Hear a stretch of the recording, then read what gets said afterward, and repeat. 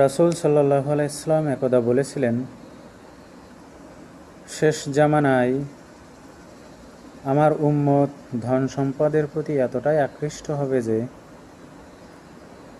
সে যদি একটি স্বর্ণের পাহাড়ের মালিক হয় তাহলে আরও একটি স্বর্ণের পাহাড়ের মালিক হওয়ার জন্য সে চেষ্টা চালাবে। বর্তমান জামানার অবস্থা দেখে আমার মনে হয় রাসূলের সেই বাণী, রাসূলের সেই কথা সত্যি হতে চলেছে। আমরা খুব ভালো করেই জানি মৃত্যু আমাদেরকে একসময় এই দুনিয়া থেকে চিরতরে নিয়ে যাবে।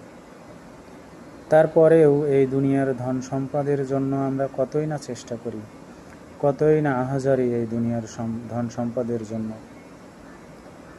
কিন্তু মৃত্যু হলে কিন্তু সমস্ত ধন সম্পদ এই পৃথিবীর ওপরেই থেকে যাবে, আপনার সাথে কিছুই যাবে না। যেটি যাবে সেটি হচ্ছে আপনার আমল, সৎ কাজ, মানুষের দোয়া ও ভালোবাসা, আর সেগুলো থেকেই আমরা গাফেল। আল্লাহ আমাদের সবাইকে বোঝার তৌফিক দান করুন।